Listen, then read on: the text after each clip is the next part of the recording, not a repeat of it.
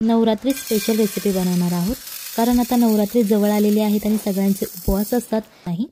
So अशा वेळी कच्च्या साबुदाण्याची चविष्ट आणि झटपट होणारी रेसिपी आज आपण बघणार आहोत. साहित्य कमी लागतं, घरच्या साहित्यात होणारी ही रेसिपी आहे. चला तर मग आजच्या रेसिपीला सुरुवात करूया. व्हिडिओ आवडत असेल तर व्हिडिओला लाईक करा आणि जर तुम्ही चॅनलवर नवीन असाल तर चॅनलला सबस्क्राईब करा, जेणेकरून येणाऱ्या नवनवीन व्हिडिओजचे अपडेट तुम्हाला लगेच मिळतील.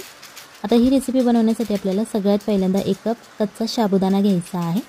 इथे कोणताही आपण भिजवलेला साबुदाणा वापरणार नाही. त्याच्यानंतर आपल्याला 3 हिरव्या मिरच्या घ्यायच्या आहेत. जर तुम्हाला जास्त तिखट आवडत असेल तर तुम्ही मिरचीचं प्रमाण वाढवलं तरीही चालेल. त्याच्यानंतर 1 छोटा कप आपल्याला शेंगदाणे घ्यायचे आहेत.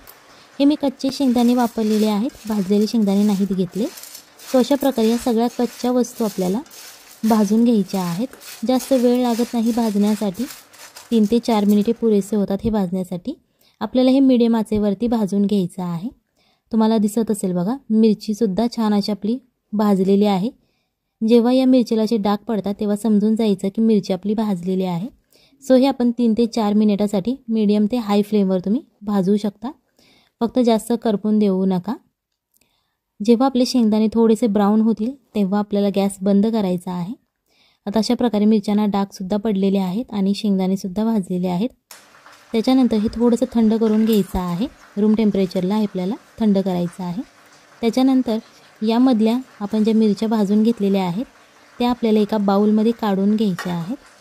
इथे जर तुम्ही लहान मुलांसाठी बनवत असाल तर मिरचीचं प्रमाण कमी ठेवा, जेणेकरून ते आवडीने खातील आणि त्यांना तिखटही लागणार नाही. इथे आपल्याला एक मिक्सरचं भांडं घ्यायचं आहे आणि जे आपण शेंगदाणे आणि भाजून घेतला होता थंड करून असेल तर तुम्ही सगळं एकदम बारीक करू शकता आणि जर छोटं भांडं असेल करावं लागेल. अशा प्रकारे आता ही मी पावडर याची बनवून घेतलेली आहे. जर तुम्ही थोडंसं जाडसर बनवलं तरीही चालेल, काहीच प्रॉब्लेम नाही आहे. आता ही जी आपण पावडर तयार केलेली आहे ती एक आपल्याला बाउलमध्ये काढून घ्यायची आहे.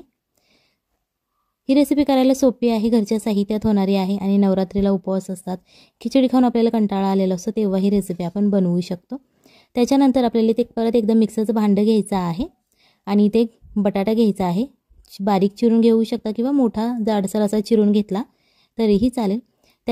मग अशी ज्या आपण मिरच्या भाजून घेतल्या होत्या त्या मिरच्या आपल्याला घ्यायच्या आहेत आणि या मिक्सरच्या भांड्यामध्ये अशा प्रकारे तोडून घालायच्या आहेत. त्याच्यानंतर चवीप्रमाणे मीठ घालायचं आहे. इथे तुम्हाला बटाट्याच्या आणि मिरचीच्या चवीप्रमाणेच मीठ घालायचं आहे. त्याच्यानंतर इथे आपल्याला अर्धा चमचा जिरे घालायचे आहेत.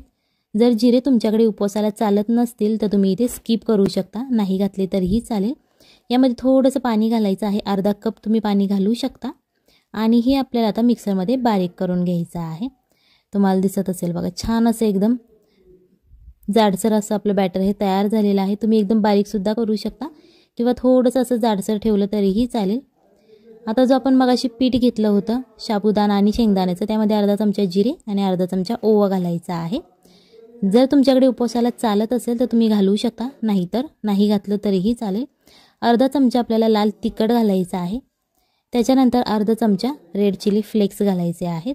इथे आपण जे लाल तिखट वापरत आहोत यामध्ये गरम मसाला नाही आहे, फक्त रेड चिली पावडर आहे.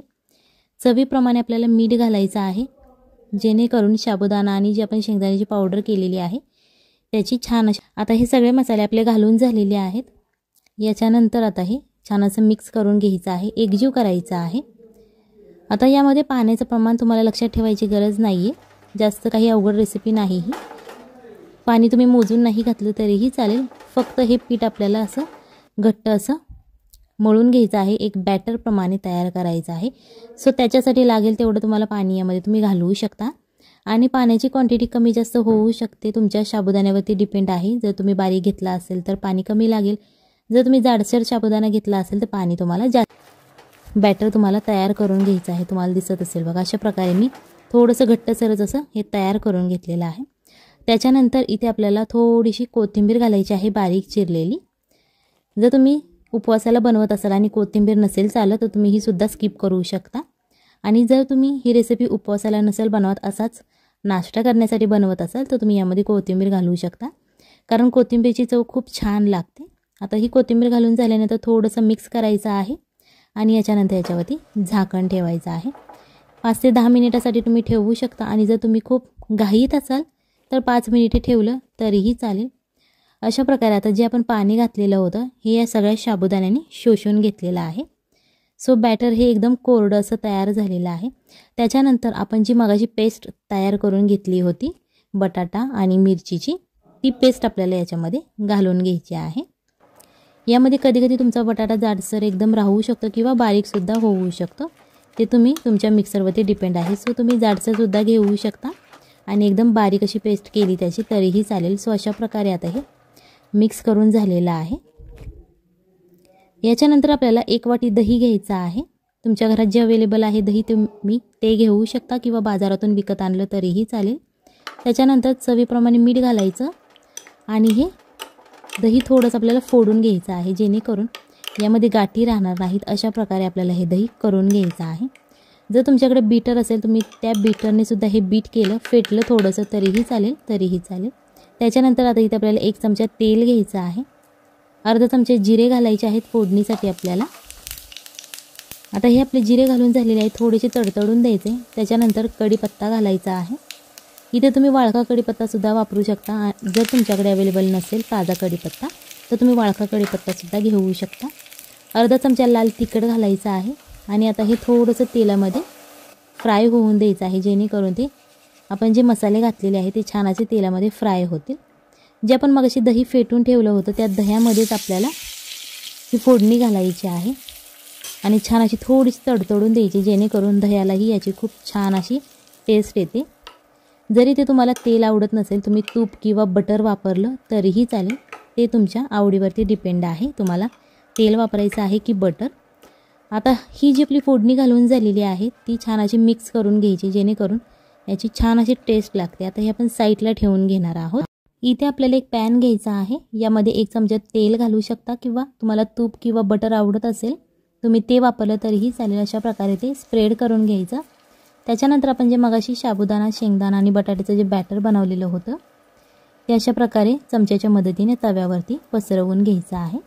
हे तुम्ही तुमच्या इच्छेनुसार आवडीनुसार पसरवू शकता. जर तुम्हाला जाडसर आवडत असेल तर तुम्ही असं जाडसर पसरू शकता किंवा जर तुम्हाला एकदम पातळ असं हवं असेल तर तुम्ही ते चमच्याच्या मदतीने दाबून असं स्प्रेड करू शकता. थोडीशी कोथिंबीर घालायची आणि रेड चिली फ्लेक्स घालायचे आहेत थोडेसे गार्निशिंगसाठी. त्याच्यानंतर अर्धा चमचा तेल घालायचं. हे तुम्ही झाकून ठेवून सुद्धा शिजवू शकता. जर तुमच्याकडे वेळ खूप कमी असेल तर तुम्ही हे झाकण याच्यावरती ठेवून ते शिजवू शकता. आता हे एका बाजूने क्रिस्पी असं फ्राय झालेलं आहे. सो अशा प्रकारे तुम्ही उलटण्याच्या मदतीने ते दाबून सुद्धा भाजू शकता, जेणेकरून खालची जी त्याची बाजू आहे ती छान अशी क्रिस्पी होईल. अशा प्रकारे हे भाजून घ्यायचं आहे.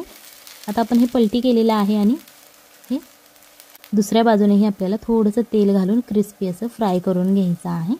जर तुम्हाला तेल आवडत नसेल तर तुम्ही लेस ऑइलसुद्धा बनवू शकता. नॉनस्टिकच्या पॅनवरती तुम्ही थोडंसं तेल टाकून ते बनवू शकता. फक्त थोडंसं मीडियम आचेवरती ते भाजा, जेणेकरून क्रिस्पी होईल.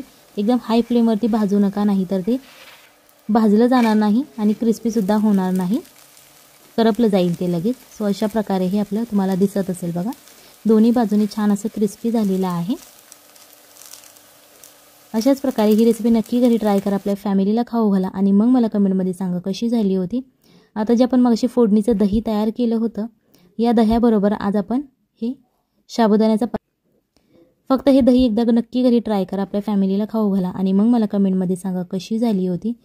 ही तुम्ही रेसिपी उपवासाला बनवू शकता किंवा अशीच नाश्त्यासाठी बनवली तरीही चालेल. आता ही आज आपण दह्यात बुडवून खाणार आहोत. चॅनलवर नवीन असाल तर चॅनलला सबस्क्राईब करा, जेणेकरून येणाऱ्या नवनवीन व्हिडिओजचे अपडेट तुम्हाला लगेच मिळतील. चला तर मग भेटूयात पुढच्या रेसिपीमध्ये. तोपर्यंत बाय बाय, टाटा.